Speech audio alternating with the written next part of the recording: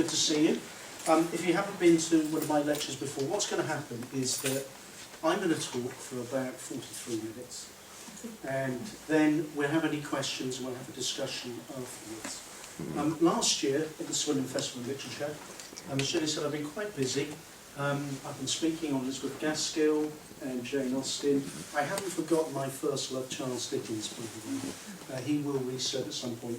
And when I was speaking to Nick about what we could do this year, who could we follow Jane Austen with? None other than Charlotte Bronte. And we're going to be looking generally at Jane Eyre, but I thought that it would be a good idea to give some sort of autobiographical information and some background. Now, there's a current feeling in literature at the moment that you don't need to know context, you don't need to only know anything about the author to enjoy a book. I agree with that completely. But if you want to understand a book, you need to know something about the writer and something about the context. And here she is, drawn in crayon by George Richmond in 1850. George Richmond made his living as a portrait painter, painted Elizabeth Gaskell a year later, two leading religious figures, which in relation to Charlotte Bronte we'll see later, John Keble and Cardinal John Newman. Born, she had in a family, born of a clergyman as we know. There were 6 children in the family. Maria, named after her mother, was the oldest. Elizabeth, and then we had Charlotte, third oldest daughter. Branwell, then Emily Jane, and then Anne. And sadly, Maria and Elizabeth died at a very young age, when Charlotte was about 7, and we'll look at that a bit later on. Have a good look at her. I often think, what would it be like to be in a room with these writers? Jane Austen, for example, she'd be the person in the corner, pretending to be knitting, observing everything that you were saying and doing. Charlotte Bronte, again, as all great writers, is a great observer, but she has an edge.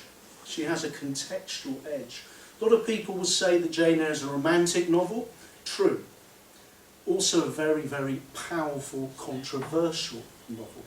She had a lot of criticism when it was first released. It was described as anti-Christian, seditious, causing rebellion.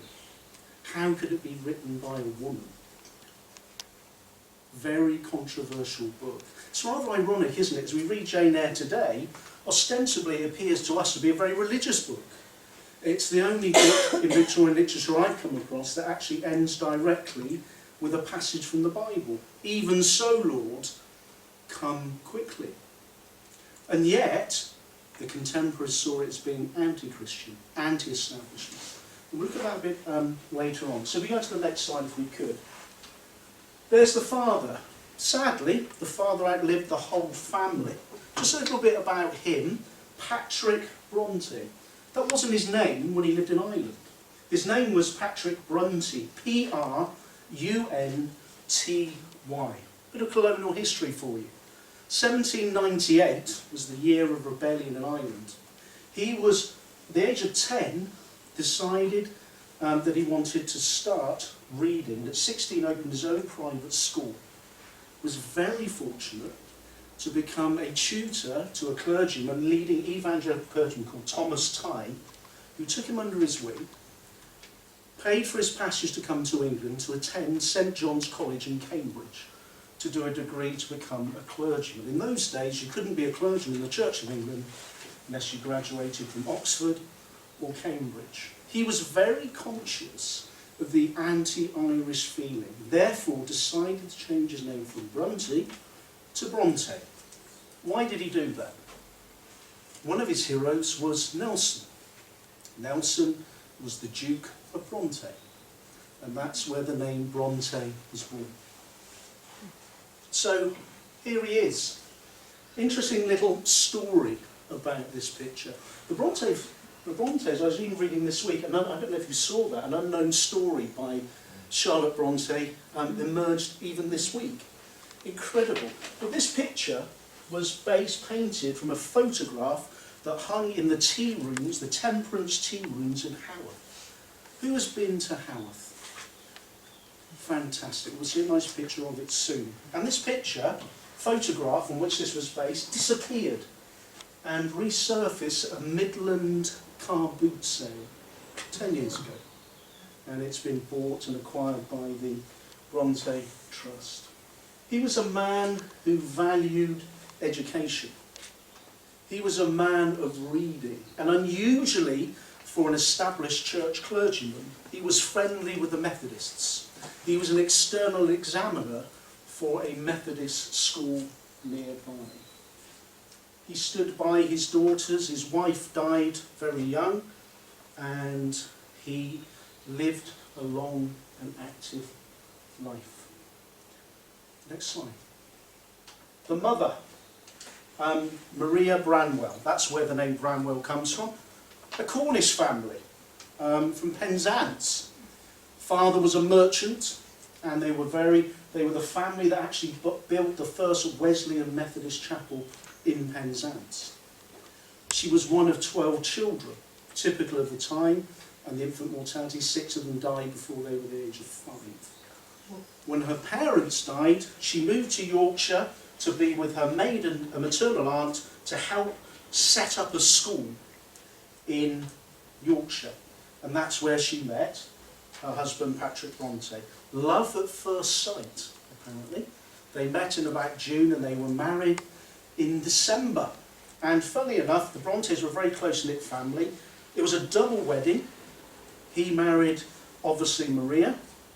His cousin married his best friend.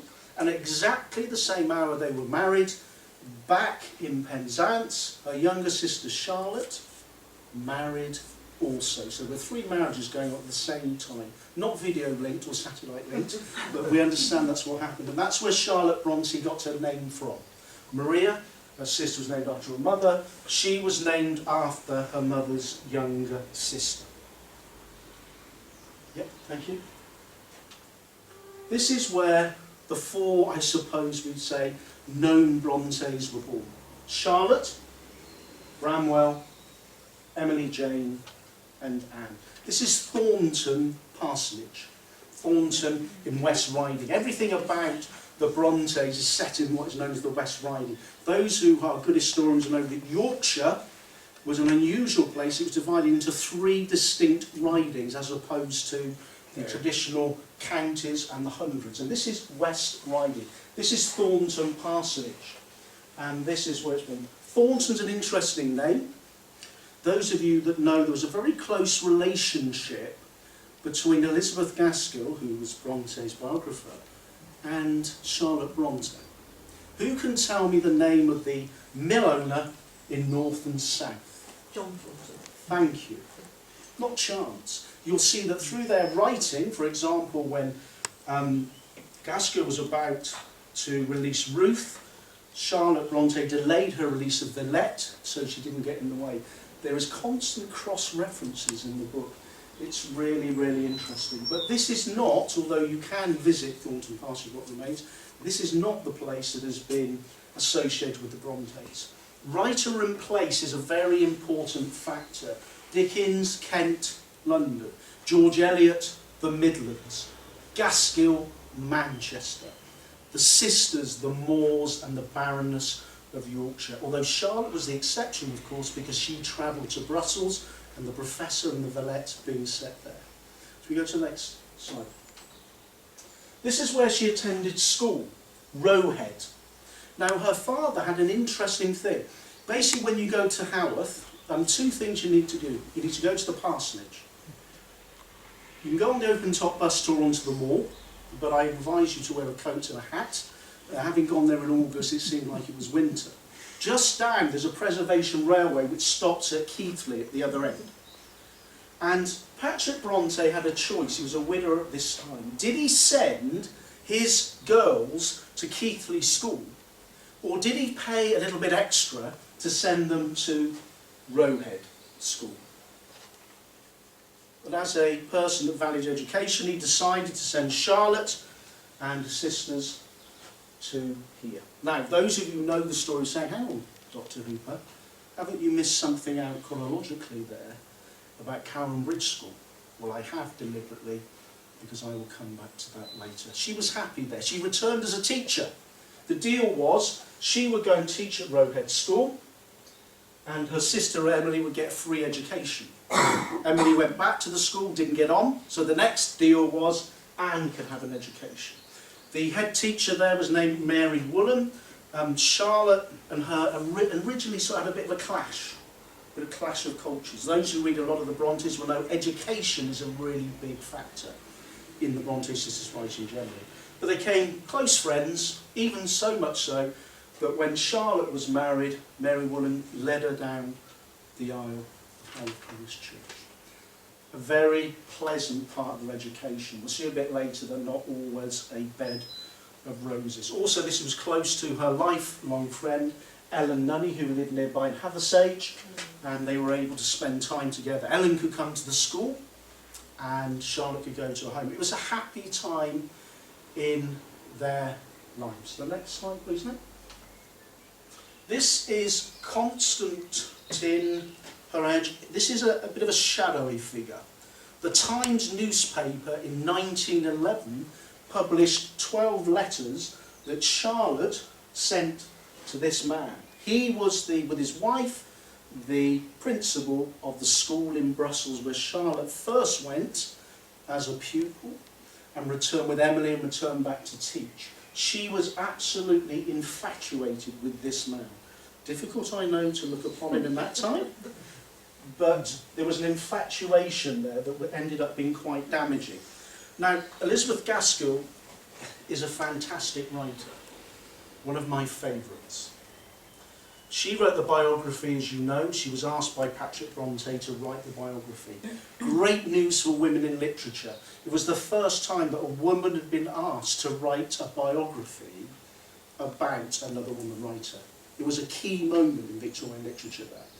But what she tended to do, whereas most biographers of men, a male thing, would be about their successes and their triumphs, she actually showed us the person. But, being a close friend, some of the details were exposed, some of them were smoothed over, shall we say. And this was one such incident. Now, Charlotte Bronte was proposed to on 4 occasions in her life. Not by this gentleman, I would say. So she returned home battered and bruised. Now, the first book she wrote was The Professor. Hands up who's read The Professor. Great, I'm the only one to read it, so I can say what I like about it. The Professor is interesting in as much as I would estimate 60% of it is written in French. So for an English readership, not ideal. That was the first book that she published. No one wanted it. They weren't interested. Of course, after she died, they couldn't wait to get their hands on it. And Villette as well, a literary critic in the Telegraph suggested that Charlotte Bronte wrote 2 great novels, Jane Eyre and Villette. Well, I would slightly disagree with that. I think she did write 2 great novels, Jane Eyre and Shirley. And I'll come back to Shirley a bit later on. Villette again set in things. So the Brussels incident was very much imprinted upon her psyche. Next slide. And there they are. This is a really interesting picture.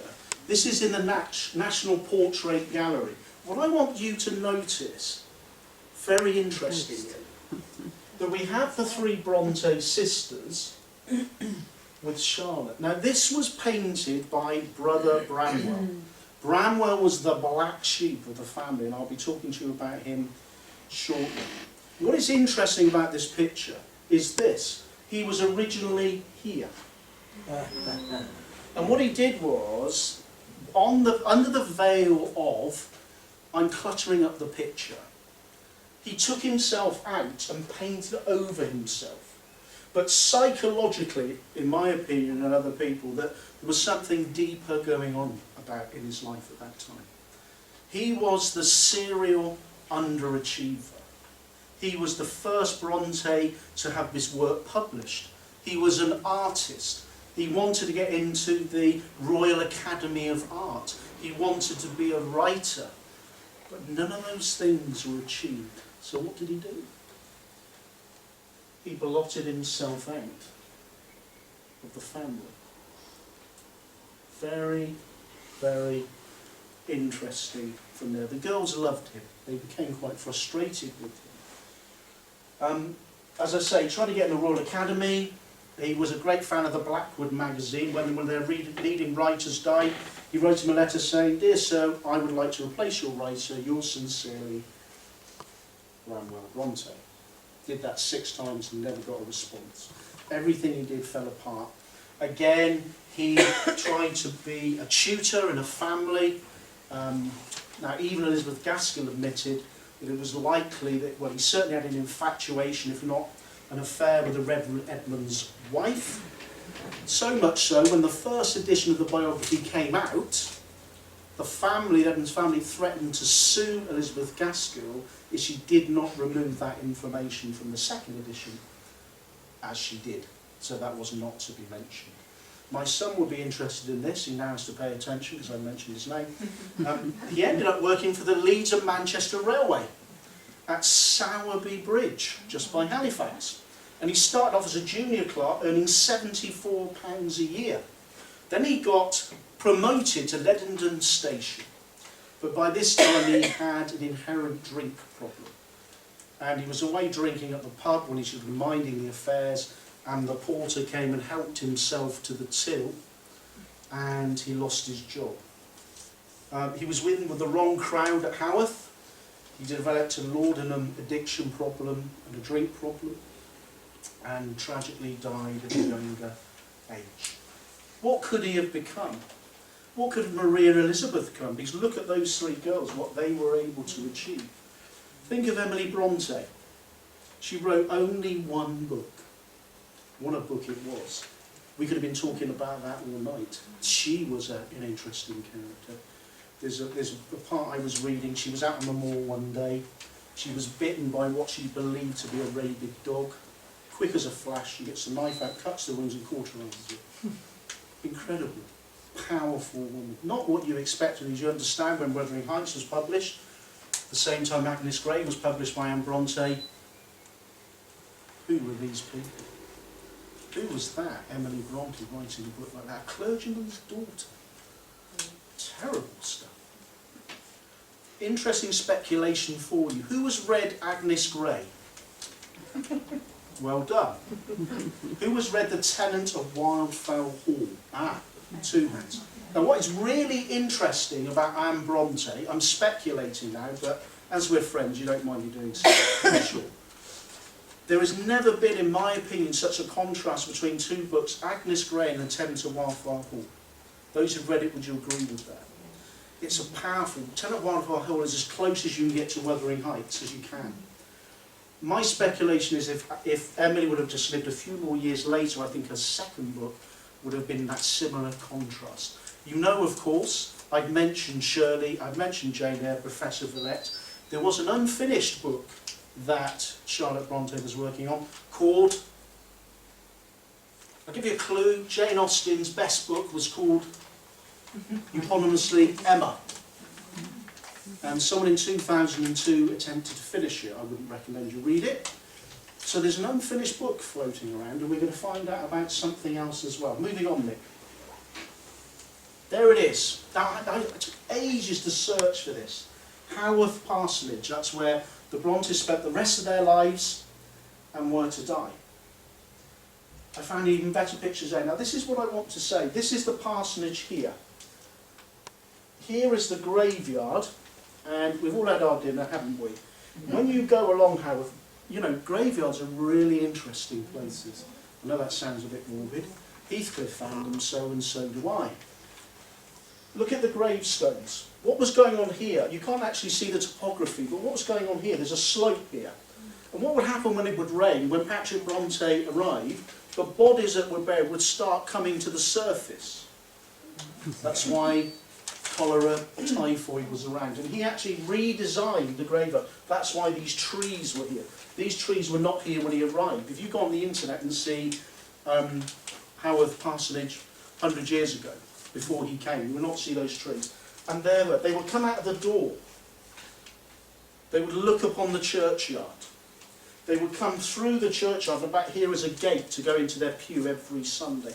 You wouldn't need to have a very strong imagination to imagine that on winter's night, the wind howling, looking out. And what is really fascinating, you go out the back door and literally from here to where you've gone in the LNG car park, you are on the moors. What a place for these people to be gathered. And of course, as you know, the Bronte Museum, the Society brought back, just over here where Nick would be, there's a school that Charlotte Bronte started for the local children for their education. Okay, Nick? But I do recommend a visit there if you can. First thing they published, poems by Curia, Ellis and Acton Bell. We know all this, don't we? Charlotte, E, C, Emily, E, A for Anne, Bell. The three Bronte sisters. Their poetry book. What a wonderful book it was. Packed with 62 poems. Charlotte wrote about 21.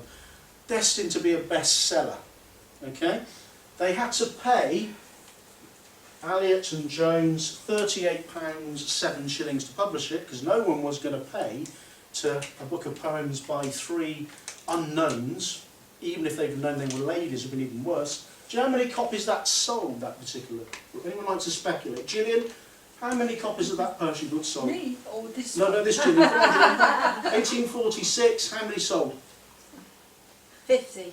50? Oh, come on, Eva. I would go with the same number. You got the same number? Abigail? 460. 2. Absolute disaster. So they didn't buy a copy themselves. Probably having shelled out £38.20, they had no money. Only 2 copies sold. How would you have felt about that? Quite crushing, I think. It was very brave of them to send it off. Okay. By the way, where did the name Bell come from? Any ideas? Well, the Bell was the name of Patrick Bronte's curate, who we'll see later on became Charlotte's husband and long-time friend. Okay, thank you. Here he is, Arthur Bell Nichols, the curate. He loved Charlotte for many years. Sadly, they married. That was not the sad bit. Within a year, Charlotte became pregnant and died with the unborn child. Probably of TB, possibly of cholera. And this was the man that inspired. Now, interestingly enough, a bit of social history, Patrick Bronte did not want her daughter to marry him. Why? Because he was an impoverished curate.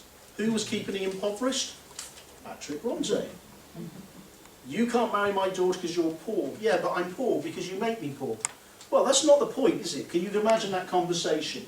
She turned him down and refused him, his fourth proposal, but later she changed her mind and moved on. Next slide. Now this is the complicated bit. Okay, this is where it all happened. This is, I've got black and white because the colour was very strong. It's all very strong red leather, it's blurred. This is where the writing happened. This is where the four would sit around, you'll see the writing testament, they would pace round and round the table. Round and round, talking about their ideas. When Charlotte was 12, her father returned from Leeds with a box for Bramwell of 12 toy soldiers. Put the box on the table, Bramwell, Charlotte, Emily and Anne all looked at it. And for the next 15 years, they would around this table write stories. They created, a bit like Tolkien created, a whole society, politically, geographically, closed with lots of characters. And what basically happened, the first place they started with was Glass Town. Now when Elizabeth Gaskell arrived at the parsonage to write her book, she was looking around one day and she found a box, a huge box that she struggled to pick up and put it on the table. It was about that high. There was in there very small pieces of paper with what you and I would look to be scribbled. Her husband estimated there was enough for 50 volumes. And this was all of their work. They started on Glass Town, then they went into 2 pairs. Anne and Emily went together, And they went off to a place called Gondal and started the whole thing there. And Bramwell and Charlotte, they worked on another area called Angria, and they worked together on those until they were in their 20s. Elizabeth Gaskell, when she first saw them, thought they were just childish writers. They formed the basis of what was to come. No writer that I know of suddenly appeared without any background experience. Dickens's background experience, journalist, short story writer. Jane Austen wrote many, many stories. You can get a collection of her shorter works. If you want a good laugh, buy them. You would not believe that such an accomplished, wonderful writer could write such things as those. Every writer has to start. This was their start. Jane Eyre didn't suddenly appear. The only writer that I know of who came from nowhere, who I'll be talking about next week in Marlborough, next month in Marlborough, was Elizabeth Gaskell. Her son died of scarlet fever in Wales on a trip to Wales. Her husband said, "Elizabeth, this is terrible. Why don't you write a book? Why don't you write a book?" So she went home and wrote Mary Barton. That's the only writer I know of that came from nowhere. But Charlotte Bronte didn't come from nowhere. She was building up her writing and flexing her muscles. And a lot of what we see. Now, what you get straight away when you read these short stories is a collection in the library. Unfortunately, the Gondal ones of Emily and Anne have disappeared, but the Angria ones of Bramwell and Charlotte, you pick up a couple of points very quickly. One, Jane Austen at the age of 11 had access to her father's library and read every single book in there by the time she was 13. The Brontes must have spent a lot of time in their libraries. It is packed full of classic mythology. It's packed full of references to other writers and magazines. And interestingly enough, staying with me here, the Bible, but more interestingly another book that I'm going to suggest to you shortly is the parallel that she based Jane Eyre on. That'd be interesting, wouldn't it? Next. Thank you, Nick. Doing a good job there. That's the desk. There it is. Again, that disappeared for 100 years. And someone had it in a private collection, and they donated it back to Haworth Parsonage. You can see it there. That's where she sat and wrote Jane Eyre. Little anecdote for you. Her father had to have a cataract operation. Now, I wouldn't fancy having a cataract operation in 1845. How would you feel about that? I'd imagine it's quite galling now. So they went off to Manchester, and he took his favourite daughter Charlotte with him, and they sat in the evenings, and while she was waiting, the idea of Jane Eyre came. And then she came back, and she started writing. Those who watch Jane Austen, you'll find there very similar type of desk there. It'd be great to sit there and read it and think about and visualise them writing it. What was really odd about the Bronte sisters, they all turned out a novel in exactly the same year. Jane Eyre came out, then Agnes Grey came out, and then Wuthering Heights came out exactly the same time. They all had a novel each. Now, whether that was pre-arranged, you know, I'm doing my novel, you finish yours, no, we'll wait for you to finish yours. And all sorts of rumours were going round. First of all, Curia Ellis Acton Bell was one person, not three.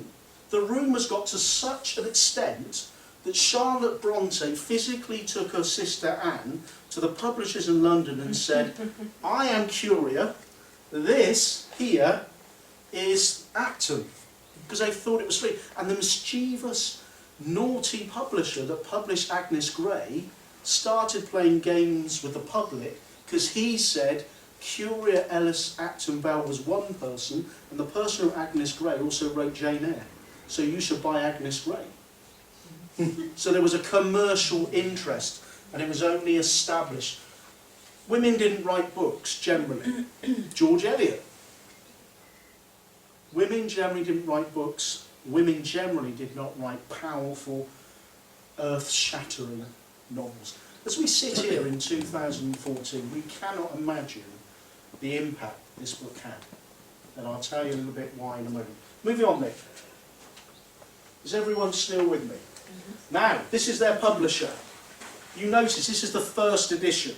The first edition, Jane Eyre, an autobiography, edited by Curia Bell in 3 volumes. When Charlotte was sending around the professor, she sent it to Mr. Smith. And Mr. Smith read it and sent back a note that said, why don't you try writing a 3-volume novel?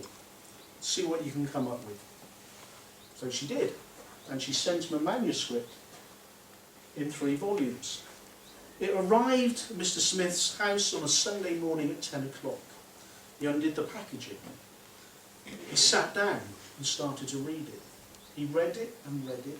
He missed lunch, he missed dinner, because he couldn't put it down. And that's how this book came. Now, I want you to think, get your thoughts on relatively straightforward stuff. The name Jane, Emily Jane, relation of the family. Eyre is interesting. Eyre is a homophobe. What can Eyre stand for? Where did her father come from?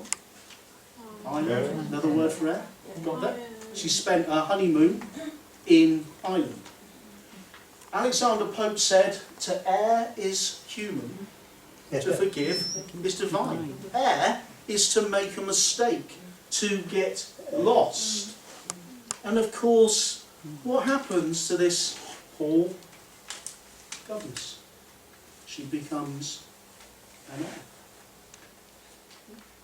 And of course, you'll see later on, one of the inspirations for Thornfield Hall, the family owned it, were called Eyre. Now, people like myself make a good living, well, not a good living, we scrape by speculating about such things. Whether those thoughts came into your mind or not, I am of the mind, having read quite a lot of stuff, these things don't happen by mistake. People don't just scribble down a title and think, oh, I'll go with that. That doesn't work it that way. People change titles. Okay? So, 1847. The second edition was made out with a frontispiece dedication to William Thackeray, which turned out to be a serious faux pas that Charlotte hadn't realised, because William Thackeray had a mad wife. And to dedicate a novel with a mad woman in the attic to someone with a mad wife, it wasn't deliberate, but the consequence or editions had that removed. So if you've got one that's got that dedication, you know the originals come from 1848, as far as that's concerned. Here we go then. Next. So, I said to you with Angria in the earlier readings, there's many ways to understand Jane Eyre. First and foremost, it's a great read. Okay? Let's remember that. Let's not overanalyse things. Let's not get too far. It's a great read. On one level, it's quite an easy read. It flows well. In that sense, it's like a Jane Austen. It's got a flow. George Eliot, you read much George Eliot, it doesn't flow. You've got to keep stopping. That woman was a psychologist, an incredible woman. This flows, but there's a couple of levels on it. Now, I said to you in Angria, they used a book. This is my take on it. Very close connection with the Puritan classic Pilgrim's Progress. Now, where does Dr. Huber get that from? Let's go through the house names, shall we? Where does it all start? It all starts at Gateshead Hall. This is the place which they think, this is where Charlotte was a governess on 2 occasions. This was the original, we think, for Gateshead Hall, where she was a governess. The Reed family. What a lovely, warm family they were. Mrs. Reed, Georgina, and John. What's going on there? Well, what we have there is the classic Oliver Twist syndrome. The classic Esther Summerson Bleak House syndrome. The syndrome of original sin. What's going on? What did Jane's parents do? What job did they have? What work did they do? Who can tell me that? Put your hand up and tell me. Yeah, missionary. They were missionary. They weren't missionaries, but they were close. They were clergymen Yeah. who were working in a village contracted typhus as they were helping people and died. Jane has no parents, no one to protect her. Mr. Reed is a kind man and wants to take her in. She's taken into Gateshead Hall and she is abysmally treated. Powerful metaphor. Do you remember when she's in the library, young Jane, and she's reading a book about British birds? You remember that? The curtain is pulled across so no one can see her. That's the curtain of social segregation. Jane is a woman, or a young woman at the beginning, and she's an orphan. What hope has she got? What chance has she got in life? She's got to know her place, hasn't she? She's got to knuckle down under the social hierarchy. She's not going to amount to anything. And Mrs. Reed basically uses her to show her to her own children. Look what this girl is like. Look how wonderful my children are. The classic Mansfield Park syndrome with Fanny Price. But we know it's going to change. Gateshead. When does Pilgrim's Progress begin after the Slough of Despond? The Wicket Gate. Next slide. I mentioned to you I missed out a school. This is the first school. A school for daughters of the clergy. Basically, bit of a, if you didn't have much money, you went to Cambridge School under the auspices of a man called Caius, and his surname will come to me. He is the model for John Brocklehurst.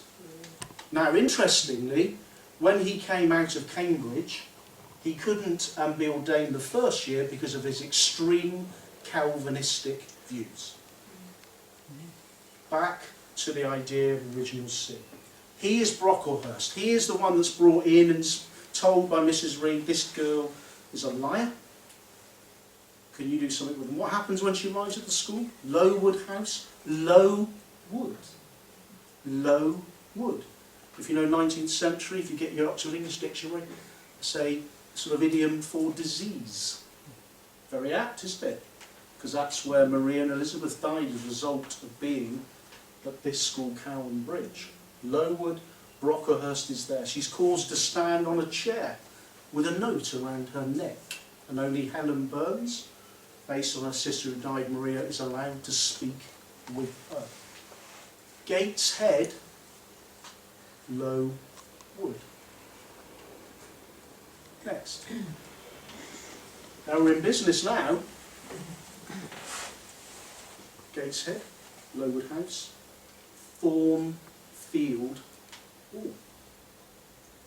These are the two possible originals, okay? Now, you've got to be careful when you go on these tourist sites, because obviously they do like to get, these are two possible places where it could actually be. Both visited, to be fair, by Charlotte Bronte. This one on the left was owned by a family, the Eyre family. And the Eyre family, the lady at the time when Charlotte visited, was mad. Now, we need to be careful with that phrase, mad. We understand, don't we, that covers a whole, in the 19th century, a whole gambit of things. But this is a possible one. It's called Northlees House. And this one over here. Now, this is the one I'm going to go for. This house, in 2013, was open to the public for the first time. In about 2012, they were doing some renovations so it could be opened up for people to come. And as they were doing the renovations, they found a secret door. They opened the secret door. Would you like to go to the next slide? They found up 3 flights of stairs, a self-contained room, which you see now, where either a servant or a member of the family was kept in isolation. Only discovered that in 2011. Charlotte visited that place when she was a governess with Ellen Dunny. May well have been there. Thornfield, the thorns that are coming across in her experience. What is an orphan girl with a good education or an education? What's she to do? Well, the same thing Charlotte had to do. The same thing Anne had to do. Become a governess. But what's really interesting Jane takes her destiny into her own hands. She is self-deterministic. She is going to decide her future. The critics disliked it. 1847 the book was published. 1848 was the year of revolution in Europe. In Budapest, in France, in Poland, Poland.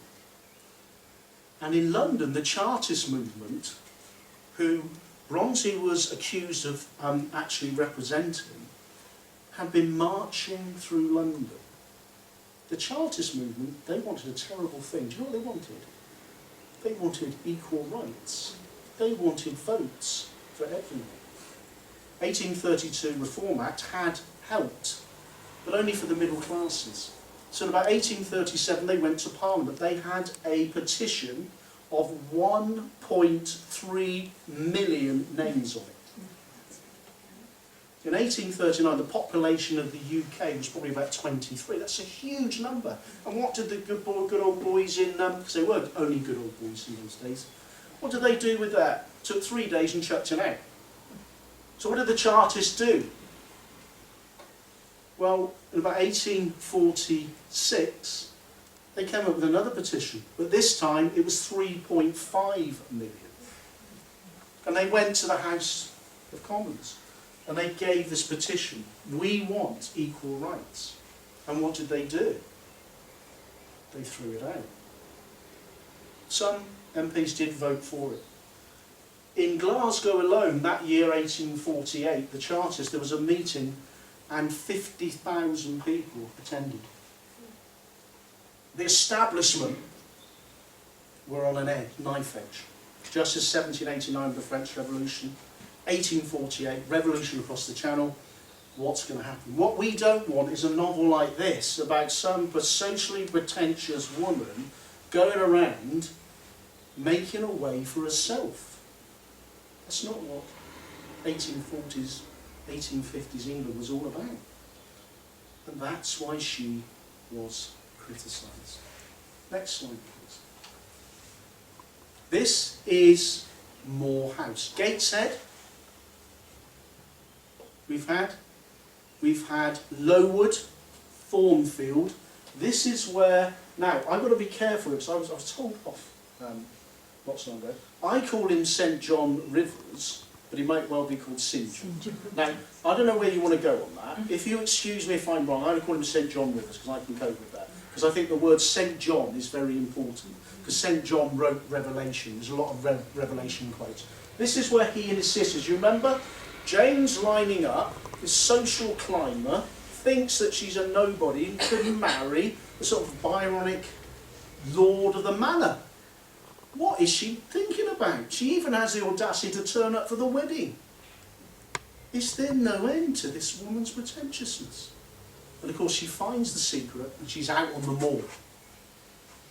Little question for you. Dogs in Bronte are very important. What is the name of Edward Rocher's dog? Pilot. Pilot. What does a pilot do? P-I-L-O-T. He guides people. He leads people. He runs in front of Rochester's horse. It's about a pilgrimage, it's about a journey. Because you will know, because you know this book really well, don't you? It's called Moor House. You know that, don't you? But it's got another name. It's called Marsh Farm. As well in the book. Gate, Lowood, Thornfield, Marsh. Coincidence? I don't think so. And where do they end up? What's the name of the place? You know obviously the house where Thornfield all burns down. What's the name of the house where they end up? Come on, rack your brains. I've been thinking a lot about this. You can come up with it. Fern something. Come on, come on. Fern something. Judith? I know you're shy, you don't want to let everybody know you know the answer. Ferndown. Ferndean. Ferndean. Like a Sylvanian pastoral valley.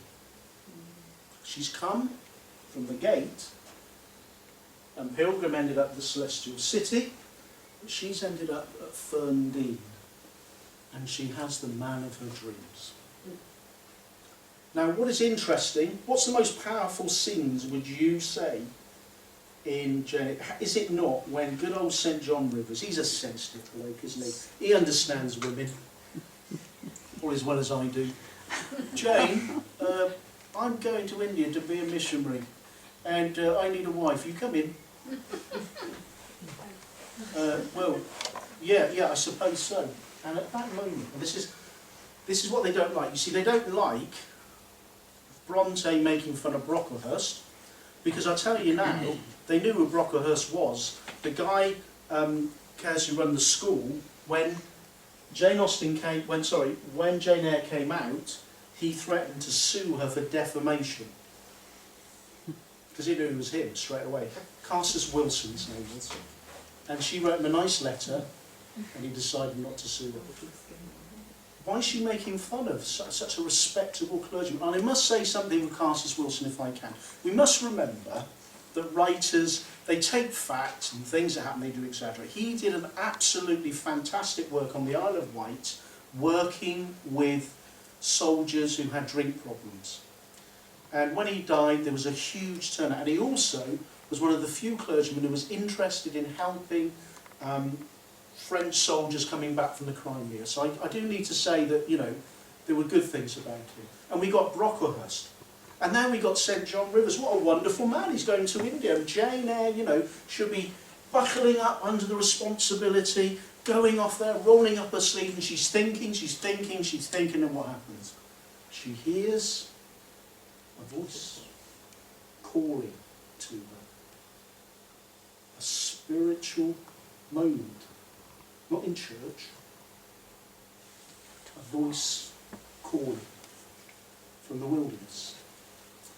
And she responds to that voice of Edward Rossiter. And she goes to the man that needs him. It's a very moving moment.